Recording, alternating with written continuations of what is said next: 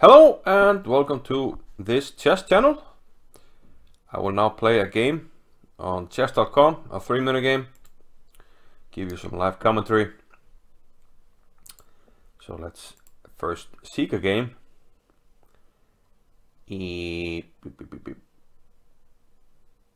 And okay, let's get ready. So yeah, we're playing against International Master Casablanca. Could this be Casa Corley? Can't see the picture, it's so small. Okay, we have the English opening. He fianceros. So everything is normal so far. Played this plenty of times. Okay, so he's going for this unusual knight maneuver. I'm not gonna say punish it, but I can't make arrows. Why? It's weird. Okay, maybe I can't count on Firefox. So I'm not sure. Now he's giving me the g5 square, which may be an issue for him. We go here, maybe queen d2, maybe long castles. Maybe knight g5 was a move. But overall, I'm not sure what he's doing now. Because now I'm hitting c7, threatening knight e7. Which could be actually a huge issue for him. Bishop h4 is a cheeky move. I'm threatening knight e7, knight g5. Knight e7. Let's go king f7, bishop h4, bishop f6. Take, knight takes. I'm gonna do it.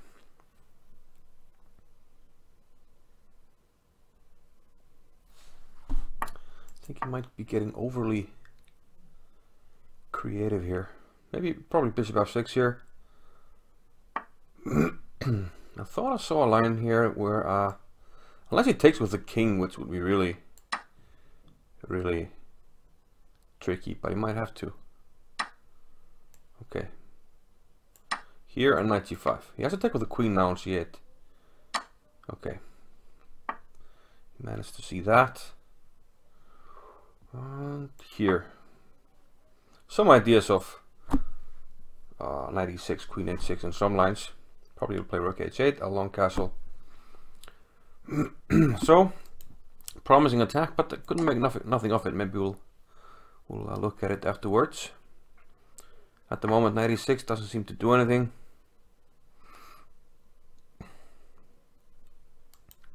Need to find some inroads into his position. Maybe here. e4. Maybe just d5 here, get the e6 square. He's gonna give a check probably. Makes sense just to activate the rook. Or knight g5.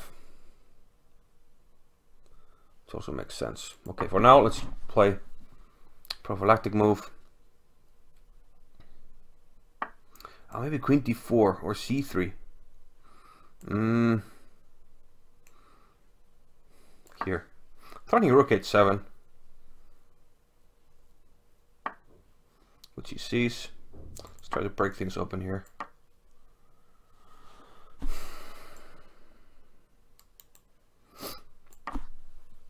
Now taking is not good because he can't take and play rook h8. Because I will take on h8 and take on f6.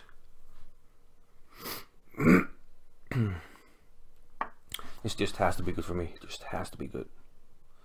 Let's just yeah. Cement the knight. He looks like, I mean, it's not Zugzwang, but doesn't look like he's doing great. Okay, I'll take. Oh, now he's protecting though. So maybe the queen should have been on c3 back there. This is a little bit annoying. I'm not gonna lie to you. Reroute the bishop. I've lost most of my advantage, it seems, but it can't be worse though.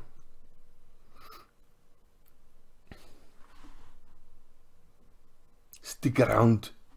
Oh. Maybe bishop to c4, knight e6. Maybe he wants to go queen here. I'm not sure how worried I should be about that.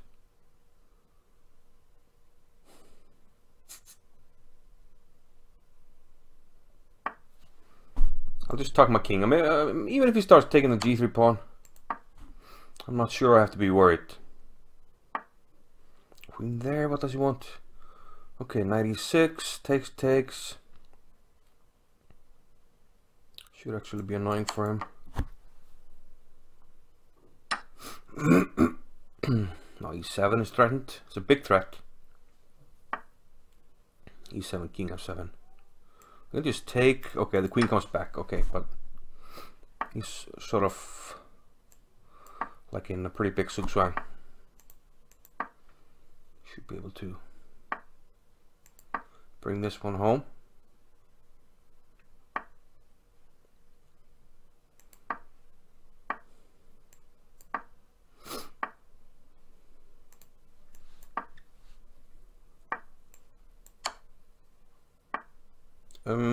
Here, yeah, beauty.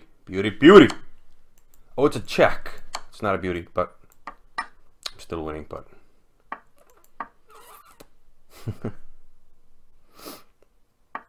not as easily as I thought.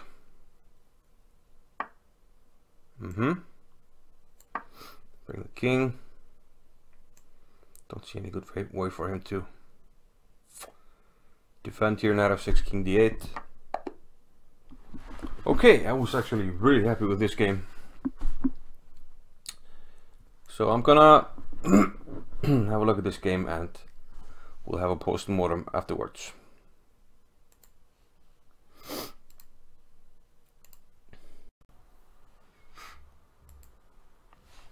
Okay, so I'm back with analysis of the game.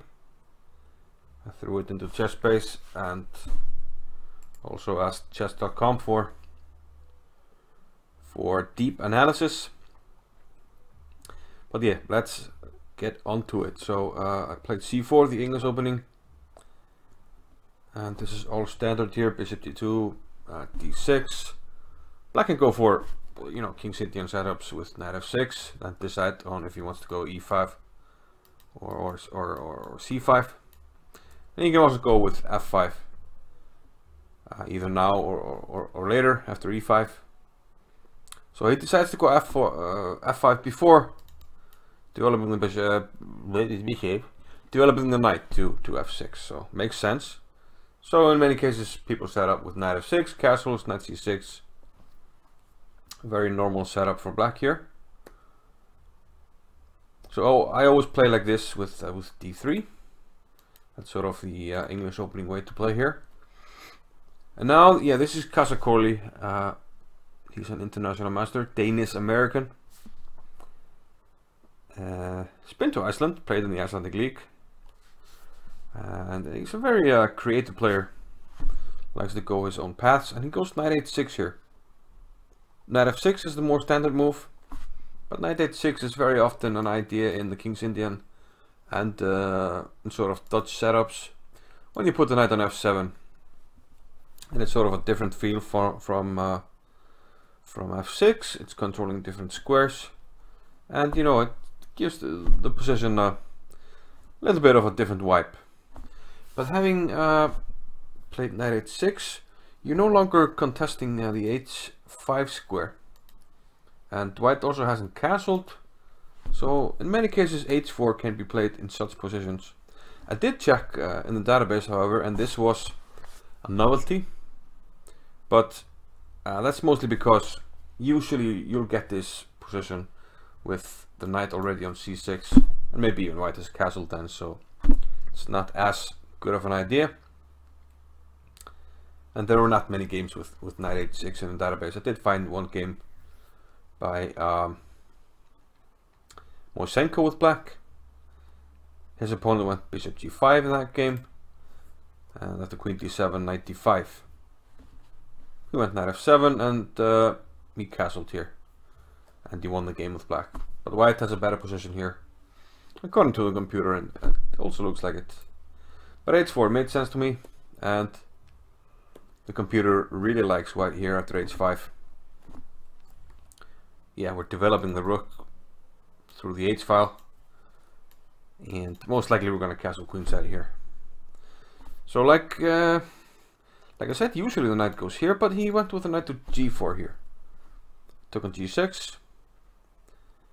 And here the computer really likes knight h4, which I never at any stage managed to consider knight h4, but it makes sense. We're hitting this vulnerable spot here, and we can also play bishop to d5. We opened up for the bishop here by moving the knight, removing it from this square.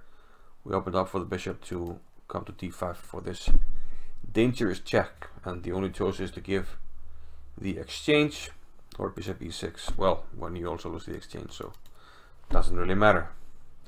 This would have given me a good edge, but got a good position in the game as well, and the computer considered this to be a very good move. Also, okay, he has to move the queen. Now knight d5 made a lot of sense to me. Hitting this, and I thought, okay, this could be an idea. So he protects c7. And here I thought, okay, knight e7 check. In worst case scenario, I take here. This is vulnerable, and yeah, unfortunately, I didn't realize that knight h4 is an idea in many lines. King f7, and here the computer likes queen d2. Just developing, getting more pieces into the attack. The queen can in many lines enter, but I went bishop h4. I was fascinated by getting the knight to g5 in some lines, which looks very tempting. Sort of anticipated this move, and now takes. I thought even king takes during the game. Didn't check it really with the computer, but yeah, it looks very dangerous, but might be playable. I thought so because I thought after I take here, you have to take with the queen, because otherwise I win material here. So he takes with the queen on knight g5 check, king g7 and queen d2. So yeah, after bishop h4, I actually played, I think, 7 computer moves in a row. Bishop f6, bishop takes f6 was the computer, knight takes c8, knight g5, queen d2. But these are logical moves, long castles, queen d7. Here I thought I should open it up, and the computer agrees. He wants to play e4 slightly more, but d4 was second choice, and after e4, d5 was first choice as well. Makes a lot of sense. We're you know, cementing this square. A nice outpost for the knight. Okay, he took, which makes sense. He wants to open the c file. I thought he would flick in this check just to develop the rook, which makes a lot of sense to me. But he decided to keep the check. And here the most critical move for me was f3, just trying to open things up immediately. Here, or even on the next move, I played king to b1. He played a5, and now it's even better since a5 doesn't really do anything to address the central situation. Should have played f3. And now if he plays like in the game, like rook h8, I take on e4. And whichever way he takes, he's allowing some pieces to come into the game. If he takes with a pawn, I can play bishop h3. Now all of a sudden, the only piece that wasn't participating fully in the game is in the game.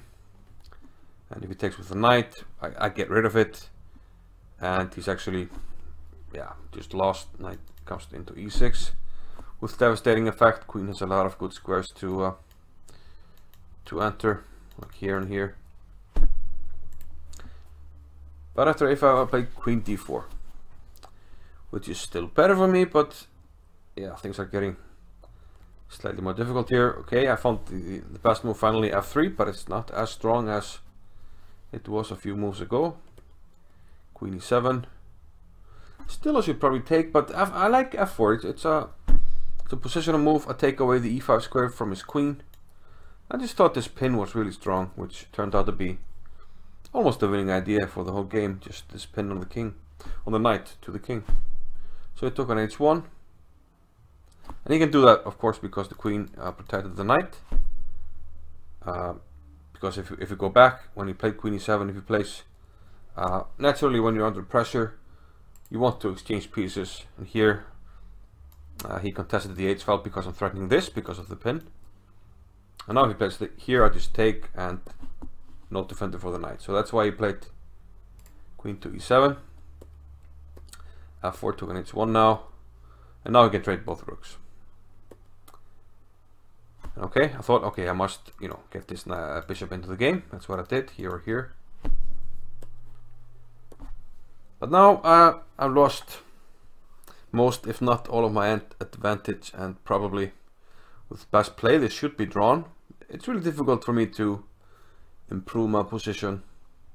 I think I would rather take white though, but that is really tough because my only pawn break really is to play b4, but then my king becomes open to perpetuals. He can maybe start to pick this one up.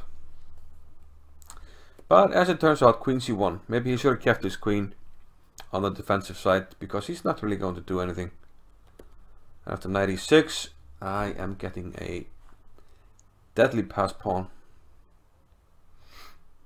Can he not take? I don't think so, because I just take on c5 if he doesn't, and take twice, and then I'll have a very good passed d pawn. So it took,